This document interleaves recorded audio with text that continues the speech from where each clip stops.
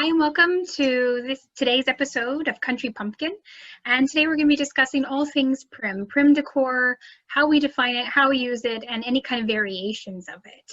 And Mom, I think you're a bit of a mastermind behind Prim Decor.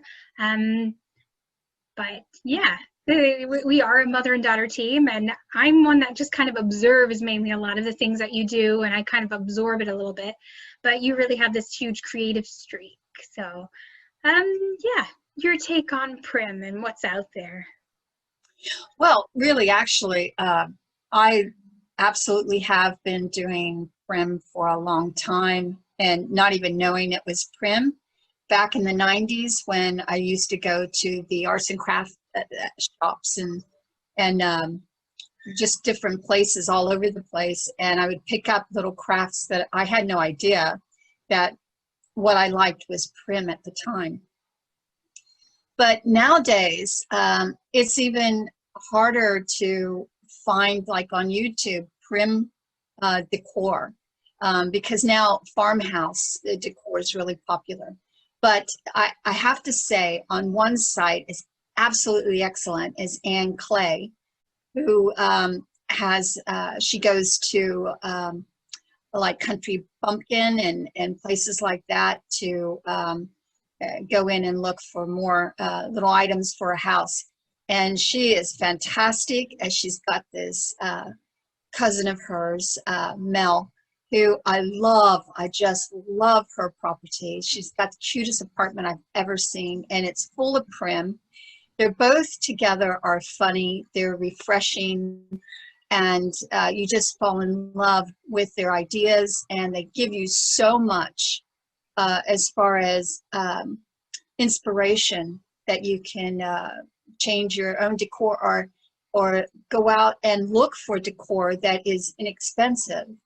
But, you know, anything that you like, just get it. You know, it doesn't matter.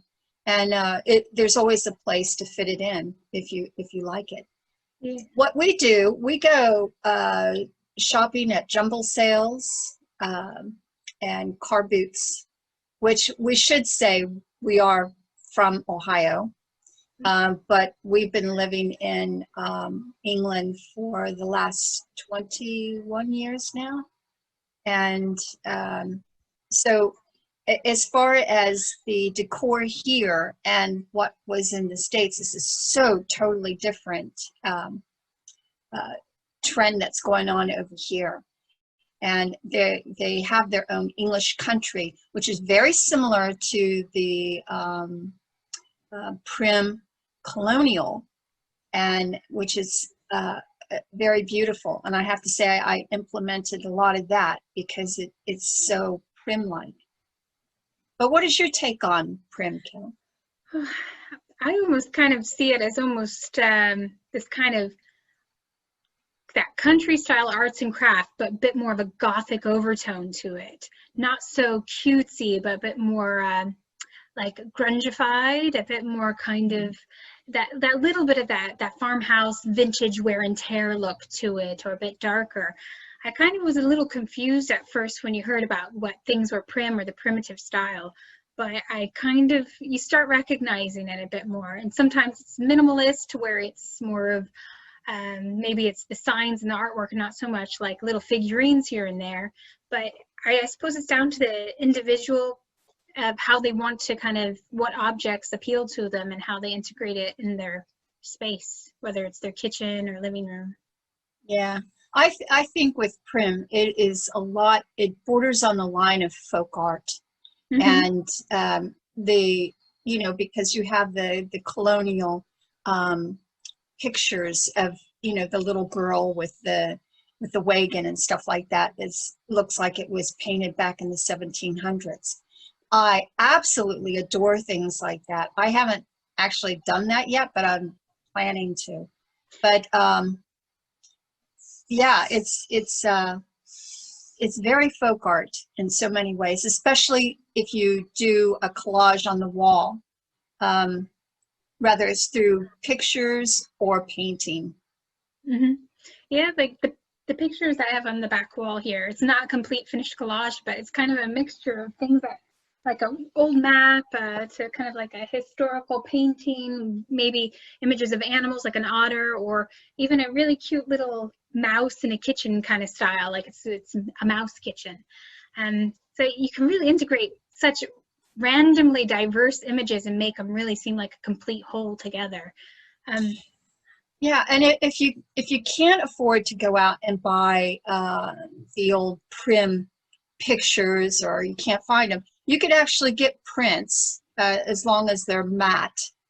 They don't have no shine to them, and tea dye them to make them look old, and put them into a frame that you could maybe use a bit, kind of like sand it down a bit and make it look old, or paint it or whatever.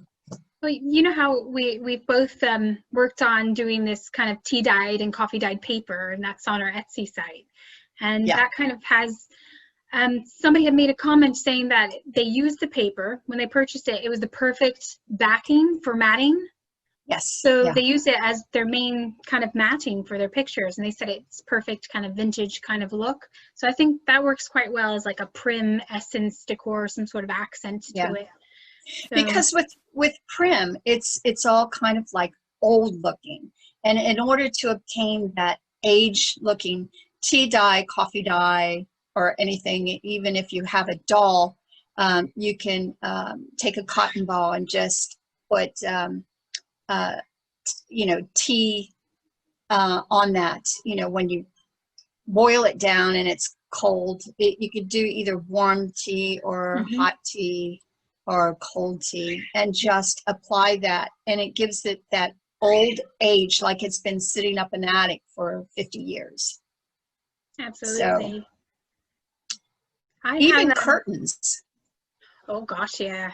Yeah, I think that's a brilliant way just to kind of like give them that effect. If you've got some old, like even the material, like if it's a bit warped or sun bleached, you can just do all sorts with the tea or tea dye it, or the world is still open to you.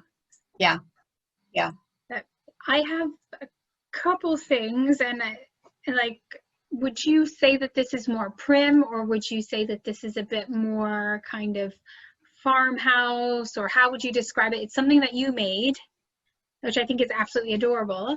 It gave to me as like a kind of a fall autumn decor. This beautiful crow. Right. Well, that's all left for the interpretation of the person. I think that is just, back in the days, with the colonial days, in the 1700s, they used to make their own dolls and stuff like that, and they were never perfect. They were always, like patched and stuff like that. And I think that can be for any type, really, at the end of it. I think it's gorgeous. It's like, even if you don't have like a huge amount of autumn decor, sometimes you just have something so cute or so subtle in a way, it could just be there and it instantly pops and says, oh, it's fall, it's autumn. Well, that's I'm not original making that crow. You can find them on some of the YouTube channels that are doing crafts and stuff like that. So Pinterest, I've actually looked at some of the things and fell in love with other people's creations, so I recreated it myself. But actually that crow came from just cotton white material, and I put stuffing in it, and I painted it with acrylic paints to make the dark. Really good. And that's just felt. Yeah. So, and I stuck it on a thing that I had that I don't even know what went on to it, but yeah. It's so cute. And that's another thing, because sometimes like it's kind of hard to get your hands on a lot of certain types of material and crafting supplies for a reasonable price in the UK, but like to know that you can take the acrylic and really just paint the material when you don't have an option to buy another kind of material. I think it's so clever. Yeah, and it's just watered down, inexpensive acrylic that I actually found it at Poundland, and I had a big bottle of it for £1, and I watered it down with water and in a cup with half and half, and it was very liquidy, but it it dried that way. And a lot of other things that I had that that was old crafts that I did back in the 90s. I actually used that type of paint to color them. And I think it was that cat that I did. And it originally was turquoise color, very, and not so good. But when I put the black acrylic on it, the fabric accepted it, so it doesn't get hard and crusty. And it's really, really good. I mean, you could also use chalk paint, but in order to use the chalk paint on material, you need to water it down, especially, you know, like spray water on it before you actually put the chalk paint on it.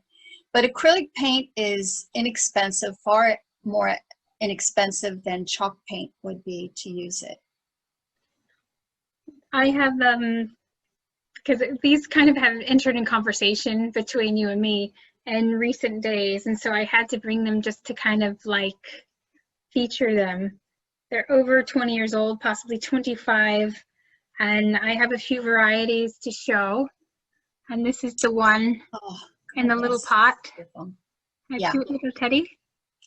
That's the wool needle felt type thing where they punch it in, and they make those. And I can't believe I got them, because I was watching one YouTube program where the lady makes these, and I thought, oh God, those are so cute. And I forgot that we had actually gotten a load of them when you were younger. This says Melissa Ann, and it's a limited edition. It actually has the date of 1998 on it. And of course, it's been in very well preserved storage. And it says back in 1998, it was $3.99 at Balsam's. Oh, you're not going to pay $3.99 for that anymore. You're going to pay loads of money. It's a little fishing basket. It's with a little lid. Yeah. It's just incredible. And then, of course, you have, this is his. Oh, yes. Isn't it adorable? So he's got his little vest, his little trousers on. It's the Melissa Ann once again. Little hints of moss just scattered on it, like he's come out of the pot and grown. Oh. The little heart saying on there, which is adorable. Yeah. That one is a bit more expensive. So that was from Balsam's once again. That was $7.99. I think those are incredible prices. They are actually. And the time that a person takes to make one of those, and the amount of wool that they use in order to make those is unbelievable. And so it, you know, these days I think they go for a pretty good price. Yeah, they're just really super cute. I do have like a fourth one, which is another one sitting down in a pot. But it's so cute. They're really adorable. I love frogs. It's like he's grown up from the pot. And that you could call those actually prim, because the style of them and everything, and they're just so cute. Little bow tie. It's so cute. But yeah, that was my special one. Yeah. But aside from making things yourself, would you say crafting versus buying, or buying over crafting, or a bit of both? I say both. I say go and look and see what's out there, because what is one man's treasure is another man's junk, or vice versa. And the thing is, you can find things that you can always adapt it to your decor. Like a lot, like I said, Farmhouse is very popular. So they're taking, I cringe when they take their primitive stuff and they start painting it and everything, because I like the grunginess. I like the dark colors of different things. But at the same time, by the time they get done with it and put it into their vignette, it is absolutely gorgeous how they did it, you know. So anything goes. You could do anything to whatever it is that you have an idea for. That's art. So at the end of the day, these are all artists out there decorating their house, you know, because these vignettes are absolutely superb. And even like I don't just look at primitives. I look at other things like Liz from oh, was it Tradition by Seasons? the Seasons? Yeah, Tradition by the Seasons. Oh my God, she's inspired me for so many things, like the fake cupcakes and all that. I was So I watching love it. her go through her plate collections for the different seasons before she moved, and I was just like, Oh yeah. why is she getting rid of those? Oh yeah, don't.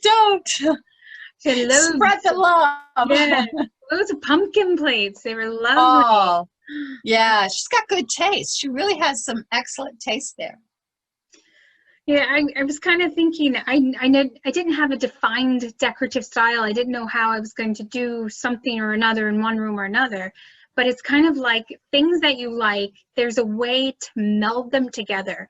And things that were kind of a bit cutesy that I've had from the past, things are a bit more kind of maybe a bit more gothic-y or primitive. I thought there's no way you can combine the two. There's no way. But surprisingly, you can like something and really kind of meld it quite nicely with any style. And I've been quite surprised by that. So it's like little accents and things. What do you think is possibly really helpful to be able to blend two different styles together? I think there is no clear way of doing that. I think at the end of the day, it's what do you like? What is your vision of what you have first, and what you would like to add to it? And then when you go, you'll see it, and you know it'll hit you. But my thing is that I try to do, because I'm on a budget, I can't go out and spend money. So I try to make things that make me happy. And I keep adding them. Like Liz says, layer, you know, you layer things and you just put them in. And, you know, that's what makes us different from one another, is because when you go to my house, you go to Kelly's house, you go someplace else, you're going to see their personality, you're going to see their vision of things. And that's why I like to watch an array of different kinds of house tours for fall and Christmas and all that, because their definition of like primitive or farmhouse and primitive or colonial is so, I just find it so intriguing and so beautiful. I'm not trying to copy what they do, but they inspire me to take what I have and be able to decorate without feeling, oh, that looks terrible. You know, you should never feel like your house is embarrassing. You should be able to be proud of it, no matter what you put up. Do you have any sneaky crafts that you want to show us, or anything that you've been working on recently? Well, the only thing is with, especially because I got a load of toys and stuff like that, I don't know what to do with. So I thought, oh, I've got to come up with some kind of crafts or something so that I can implement them. I'm not so much a teddy bear person, but with this little guy, let me get his head. There, this little guy, you could either leave him the way he is, or you can kind of like make him look like he was a little vintage by adding some, you know, tea and get him a little grungy a bit. But I would keep him the way it is and just simply put, you know, a really old looking type of bow around him. Not a fancy bow, but just something that ties and without a bow, and put a tag. And you know, you could put one that says 1989 or I'm sorry, 1889, or something that is really old. And that's what I'm looking to do right now on some of these, to make them look primitive. And then you could just set him anywhere, really. You could set him in your living room, your kitchen, up on the ceiling. And actually, he could be seasonal too, because you can actually put a handmade pumpkin on his lap, or you could put a handmade kind of like a Prim Christmas tree on his lap, or anything, and it goes.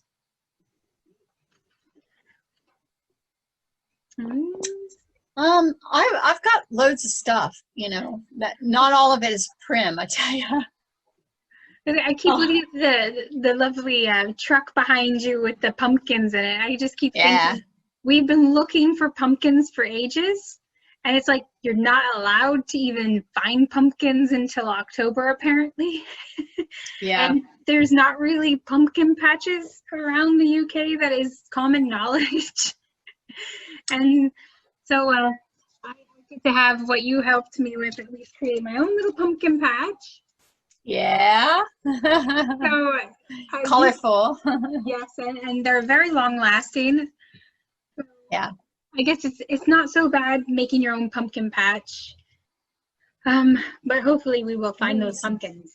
Yeah. That I mean, up at the edge, the farm store up there said that they were going to have pumpkins.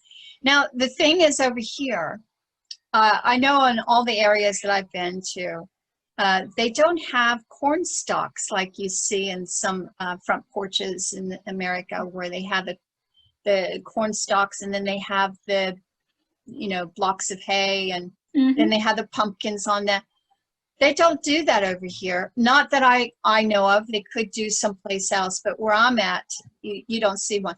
But me and Kelly want to set some type of trend to where if they see it and they like it, you know, this would give even the farmers a chance to be able to sell their old stalks of corn. Yeah. And yeah, it's just, where do you go to get it? So I'm going to go up to the farm and ask them if they have any, if I could have some. And I'd be willing to, you know, pay a $5 or $4 or so if they let me. They might even charge me more, who knows, but it'd be worth it, you know.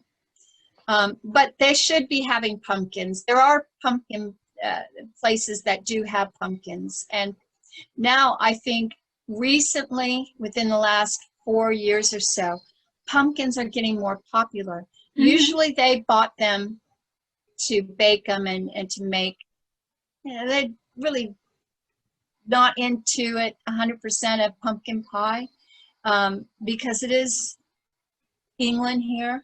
But now I've seen within the last few years that people are going out to buy pumpkins to carve them and put them out for Halloween. May not have Halloween this year, but it doesn't stop you from decorating outside. And because people will go past, you want to just give some kind of incentive. But the thing is, try a primitive display outside, and that is all using the corn stalks and the hay and making some pumpkins for outside, that, you know, grungy pumpkins. So have you finished your autumn decor inside? I think mine's the best that it's going to get at the moment. It's almost moving too closely to Christmas. I should have started earlier, but I just didn't have the time, because, you know, I've got all the stuff to unload and go through and stuff like that. But I have to say, I tried to do Prim stuff in regular scraps of things. And I made, I don't know if you can see it or not. Your witness protection program? Oh, the little birdhouse. Yes. It's a little birdhouse. It's got a little bird swinging on it. But it is made out of toilet paper roll. And I'm not done with it, because I'm still going to get some sticks and put, like, right here, so that it looks like the porch type of things that go up. Well, I still got more to do. But you could use that no matter during the holidays, or I'm going to try to make some Christmas ones. Well, if decorating on a budget for Prim, because I there's actually sometimes you can just go outside and find things to where you put together Prim decor. Right. What would you recommend, as some people such as Arlen and Liz say, about staple pieces? What would be something that somebody could have, maybe one decoration that they could build that could be Prim but could almost go with anybody's style if they were to make something out of nature or just general materials? Well, what I do, I go back and I've got a lot of ivy that uh, dries out and everything, and I just roll it around my arm and just kind of pull it out and make wreaths out of it. And what you can do is with your wreaths that you make, whether it be through old branches or whatever, you can use those for different seasons, and you could, well, you could glue stuff into it, but that kind of makes it hard to take them off because the glue pools and everything. Yeah. But sometimes with it, you can make your own little pumpkins and just put them into that. Another good thing, you could either hang it on the wall or you use it around a big candle, you know, just put it down on a table and use that. I made loads and loads. Actually, if I reach up here, I can get this one that I have. Just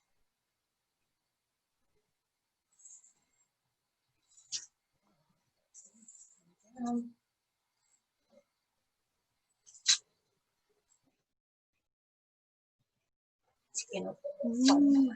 Is it a wreath? It's a little wreath. I went outside in the garden when I was cutting back things, and I picked up and put this into a, I don't know if you can see it there. Yeah. It's just a regular wreath. And the thing is, you take that and you could sweep away the old dead leaves that are on there or just leave them on. But if you put other things onto it, you don't have well, anything actually. You can have it sitting down on your table like this. I don't know if you can see it. Yep. All my pumpkins. And then have candles on it.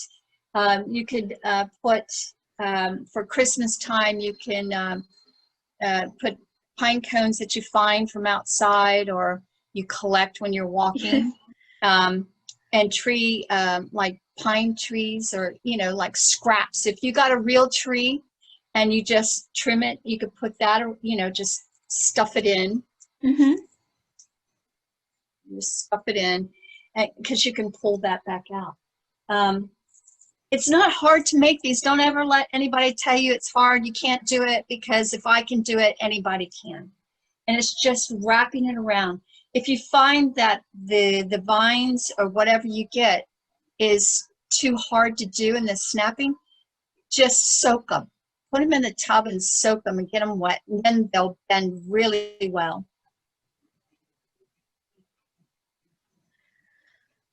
Do loads of stuff with it. So, do you feel like you're autumn ready? And if you do feel like you're autumn ready, what's the next step of decorating phase? And what is the Prim next step that you're going to be doing for whatever the next decorating phase is? Right. Well, I thought about doing more, going up the staircase and everything, but because you could actually, you know, those the paint cloths that you get, and they come like 9 foot by 12. You could actually cut them down and to make a garland going down your staircase, and it looks a lot like, I'm losing my thoughts today, like sackcloth. And if you use those, you know, just kind of like have it as a garland going down, then you could put your autumn leaves. You know, go out and get regular leaves that are turning colors instead of going out and buying them, and just attach them, even if you have to hot glue them on just here and there, or go get some inexpensive picks or inexpensive leaf garland to add to that, and just keep, like Liz says, layer, layer, layer, and it, before you know it, it's quite beautiful. And one of these painting drop cloths, are they about like 8 pounds or 9 pounds or so, something like that? And you get them from like B&Q or any hardware store. And I made a lot of my pumpkins with those, and they're easy. I mean, even though they're, you could see through them, they really make good pumpkins, because with, again, acrylics, I've colored one of them and it turned out beautiful. So, you know, you could use that for inexpensive material. Material costs a lot over here. I don't know why, but it is, it's something that you just can't go and get it inexpensively. And to be able to get the ones that you actually want, it, like, you have to go through America, and by the time you get that, it's very costly. Yeah. And but they are starting to. I know the store by you, whatever it's called. Remember? Ooh, it's oh so crafty. Right. I looked that they have an internet site, and I looked on there, and they've got some absolutely wonderful fabric in there that is very American, the crafty stuff that you can use. And I'll Tiny probably patterns. Yeah, lovely stars. I love that. Some vintage kind of old school kind of kids ones as well. Yeah, And yeah. like really old Disney, I think, patterns and things where you think that it's like really old material, but it's unusual what they've brought in. Yeah, that's another thing with that, like that crow that you showed. That's something that if a mom has a sewing machine and you just make a triangle and you stuff it, or before you stuff it, have a project for your little one and have them stuff it, and for them to draw the eyes on it or something. And it'd be a cute little project for, you know, family time, like mom and daughter, or daughter and you know, mom and son, or something like that, because it's good for kids to be able to create. And I think that's another great way, because like even during lockdown, yeah, we long distance did a crafting session, and I think a lot of parents or other family members are separated, and even with a child on the other side of like a video chat, you can easily instruct and have a moment of crafting. So I think it's brilliant. Some crafts that you wouldn't think are so simple are simple, and even if you don't have glue or a sewing machine, there's ways to kind of get around it, and tucking things in, using twine to tie things together. Oh yeah, yeah, yeah. A lot of options. Very, very easy. Yeah, it's one of those things that no matter what you create, it's what you create, and that even a child making those things, it's a lifetime love thing that a mom has for their child's little crafty things that they make for them. So, you know, I encourage that very much so. And a lot of the prims can be made through using that paper clay that is non-toxic and safe to use. So even, I think we're going to have one episode where we're going to make cinnamon rolls, but they're fake cinnamon rolls made out of paper clay. Maybe we can show how to make paper clay, and which is inexpensive, and it's just a matter of getting out the non-toxic glue and paper, and being able to create something out of nothing. So we're going to be doing cinnamon rolls then, creating paper cinnamon clay. rolls. But what is the next thing that we should be doing? What do you think we should do? Is it pumpkin going to a farm shop, or what are we going to do next? Oh, definitely going to the farm shop for the pumpkins. Not ready for Christmas this year, just yet. If we could go get the pumpkins, and that's October, but by the end of, oh man, I'm going to have to start doing things right away in October for Christmas. I have a lot of Prim things that I want to make. Well, Belle's Farm Shop, they had a photo up of like all these pumpkins. I don't know if that's like an old photo or not, but they do the pick your own kind of strawberries and things. And I'm hoping that they might have a pumpkin patch you can walk through. I don't know, but I'm hoping. But yeah, so That'd be good. is that That'd be really good. next week? Yeah, if nobody falls and gets hurt or Decorating. has allergic reaction to something. Yes, it's been a crazy last few weeks. Crazy last year, but yeah. Fingers crossed, pumpkin patch. So next video, hopefully, I think lockdown rules permitting, we should be able to go.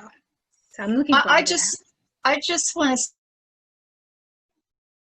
say too, is because a lot of people suffer from anxiety, and especially from being in lockdown and everything. And the biggest thing that's kind of helped me through all this is doing crafts, coming up with ideas, putting it in before me, and keeping my mind preoccupied. That's the only thing that has been really actually kind of like keeping me going. So just, you know, be creative, just totally be creative. You don't necessarily have to make prim things, but I will say that that's one thing that I do love. And I think the other one is Selena Country, if I'm not mistaken, but she's another good one that has primitives, and she shows it. Now, there is a thing with primitives I just wanted to mention, that either they're old or they're reproductions, and both are perfectly fine to have. And, you know, just because it's not old doesn't mean that it doesn't go with the Prim Decor that you like. Which this is something that's bought, even though you got it for me many, many moons ago. But it's something that I think kind of seems a bit prim, but it's also very kind of more mainstream at the same time. Oh, yes, yes. The Mickey Mouse with the cart. But it's very brushed, very faded, very aged, very vintageized. But would you classify that as something new that could work well in prim kind of crafting? Oh, yeah, absolutely. Because everybody has got their favorite things that they have, you know. It just anything goes, really. Can you imagine if he was pushing a trolley, a little cart with the wheels with pumpkins in it? That would be really cute. But you can easily transform. But you could actually put like small little pumpkins around him, you know, and maybe put a little wreath on it. Something that you don't have to glue on, but something that you could just put on the corner of it, like a little wreath, and put some mini pumpkins, because you can get those dried little mini pumpkins at the store, or you could order them on Amazon. You could even put, because this is a picture frame, I've never put anything in it, you could put pumpkin patch or pumpkins for sale or anything inside there. So changing something into something completely else is just by being a little bit creative with crafts, and voila, it's something prim. Boom. Yeah. I think another, because I just saw it right here. Go for it. Another thing, okay, granted the fact, I'm going to go ahead and tell you my age, because you'll figure out how old this is. But I'm 64, and this is what I consider prim that I have hanging up in my room. But this little outfit here, can you see it? Yep. That's what I wore when I was like 18 months old. Adorable. With a little like frill sides to it. Yeah, and things like that. You could actually, you go out and you get a stick from outside, and then in the middle of it, you could put a string and just have it hanging up. But I've got my little thing when I went to school for the first time. And that was back in the 50s. But yeah, I mean, something like that you have that's old and sentimental to you. It doesn't have to be that it's 50 or 60 years old or anything like that. But it could, you know, you could be in your 30s and you have your favorite little pair of pajamas that you had at one time. Or you know, a favorite outfit, and just, you know, display that. That's part of your past and part of your history, so why not? Yeah, it just, instead of keeping your memories packed away, just find creative ways to display them and just have them out. I think it's great. Yeah. Positive memories, why not have those on display? Because it's just going to create that wonderful kind of positive atmosphere. Yeah. Ooh, And, wow. and it's just like Liz, through Traditions by the Season, or is that what it is? I think so. I know she's gone from a one type of house to a chateau, but I also heard her say that she's always loved Little House on the Prairie. And I thought, oh my gosh, how appropriate this house is for her, because it is like a dream home for her. And you know, she's going to be very creative in fixing it. I'm just anxious. I think it's going to be wonderful. Yeah, she just said in her latest video that they finalized their kitchen design.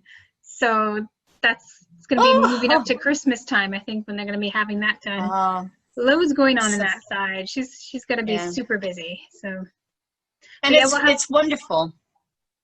We'll have like all the links so that people can check on who we've been talking about as well. We'll add that in the description area so that they can check out what we're talking about. And I did see Ann Clay's, one of her latest videos, because she had a photo shoot happen in one of her kitchens.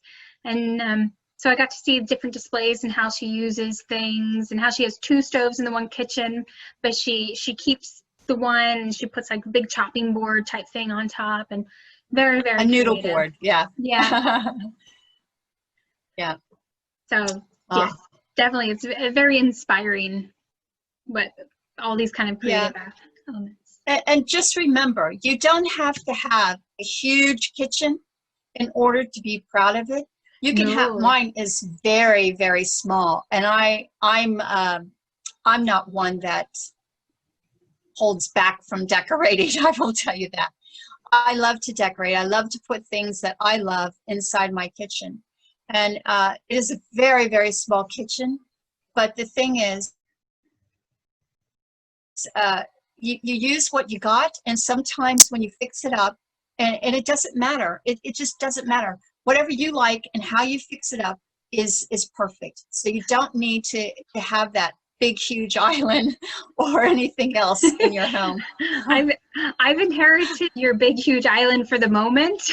Yeah, for the moment. But the thing is, I love the coziness of a smaller kitchen, and I think anybody that gets upset with having a small kitchen, don't. It's the way you decorate it, the way you can make it feel, ooh, it can be so cozy. Yeah. Sometimes when you have a big one, it's like, how much more do I have to fit into it to make it have that cozy essence? So, and another is your little room where you go to relax. Is I instead of having a bedroom, I made a cozy TV room. And in that cozy TV room, which Kelly will show later on when we can videotape it. Yeah. It's got everything that I liked back in the days of like Blockbuster Video. So I've got a sign that says Blockbuster Video and things like that. I mean, I think sometimes, and I don't mean to sound like you shouldn't do this, but a lot of people, they kind of get the same thing that everybody else has, and then they get all tensed up if it gets dirty or anything like that, and they all have to have the specific pillows, they all have to have the specific color and things like that. But at the end of the day, when you go in there to relax and you've got things in there that you love, that gives you pleasurable memories, I think that's what makes a home a home. It's not trying to be like everybody else. It's being yourself, liking the colors. Now, if you like and it makes you happy to copy somebody else, and because you don't know how to do it, that's perfectly fine. But just be yourself. Put in things in there that gives you, you know, that feeling of, that's mine. Do you know what I think helps with setting that off of somebody that being very individual? It's probably a really odd thing to to suggest what kind of gives you that creative streak of individualism and decorating, but aromas, candles, because you know what you like to smell. So you instantly know that somebody's going to like one aroma, but you're definitely not going to necessarily be happy with that, because that's, you know, your own senses are then at that point like, I like pumpkin, or not really fond of cinnamon. So I think that helps kind of set the atmosphere. And from there, I think that can help build on even decor ideas from that kind of atmosphere. And that again is to each his own, because a lot of people like the diffusers, which I have diffusers.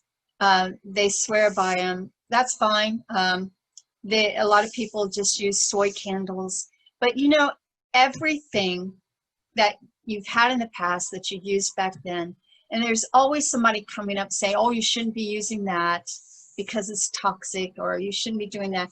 And I think Yankee Candles has been suffering a little bit from that. But I can say that I do believe, and I'll have to check on that, but the oils that they use for scents, I believe they are safe.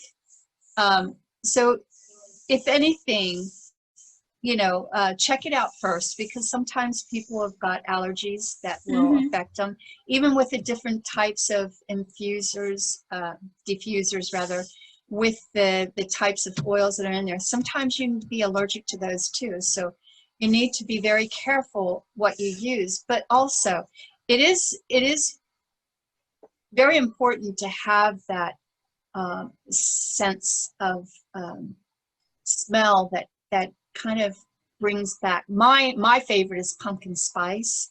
I love that. I can't find it over here. Can't get it. So I'm still searching for that. I did just find, because every once in a while I'll go on some of the sites and I'll just type in pumpkin or pumpkin spice. There is a new candle scent by, I think it's Yankee Candle Home scent. You know, the home line that you can get in like Asda or Tesco. Pumpkin, I think it's called pumpkin chai latte. Oh. But it's only just come out, I think. And I've just seen it pop up, and I'm like, So I think it's Yankee Candle's a bit more inexpensive range that appears in the supermarkets. So we will have to track that down. Oh, you know, it just reminded me, this is really crazy. Speaking about Prim, which we should be talking about, any kind of candle that you have, whether it is a fake candle that has a flickering little light at the top, you can recreate those to give them a grunge look. Now, we'll probably be doing that in the future, so you can see how it's done. But you can put your own smells into it, like cinnamon and nutmeg and cloves, and do all kinds of neat things with them. We'll probably show you how to do a potpourri blend mix in a bowl with little ornies that they call them, ORNIEs, and how to display that for Christmas time. And sometimes you can put your grungy candle in the middle of that, and it's just beautiful. Do you know what I'm hoping that we can somehow get the proper wax and do the wax strings. And you know how you get a stick and you have the wax string really long on both sides, and you just dip your candles. And yes, you can that's what I want to do. 2 candles on the same shared string without cutting them and being able to hang them up. Yes. So yeah. Even if they're mini candles. Because I did that many years ago in the US, and I would love to do that again, candle dipping. So. I would like to be able to find an old candle mold, and sometimes they come in 4 or 6, and then that way you can dip them in and go along. I don't have the dip one, but I've got the honeybee hive candle molds. They're almost bigger than tea lights, but I think that's what's in that one box that we uncovered. Yeah, and another little tip here, you can take all your Yankee candles that have gone down to the very bottom and you can't light them anymore, and get them out by hot water that makes the wax soft enough to pull that out. Mm-hmm. And what you do is take the silver quick thing out of it and Mm-hmm. melt them back down, and then you could use a mold, or like I do, I just pour it onto a already candle or a fake candle that gives it a grungy look. It's just beautiful and it smells great. That's a brilliant tip. Absolutely brilliant. Well, I suppose that'll end today's episode, but the next one, hopefully you might even be able to give us maybe a tour of your kitchen, or the next episode will be us going to retrieve some lovely pumpkins. Now just remember, it's really important that you understand that anything goes. Just anything goes. Whatever you like, mix it, do whatever it is. And you know what? Send us a picture of it. That would be lovely. That's fantastic. Well, thank you everybody for watching with this episode with my mom and me, mother-daughter team for Country Pumpkin, and look forward to sharing much more with you very soon. So for now, it's bye from me. See you later. Bye. Be safe.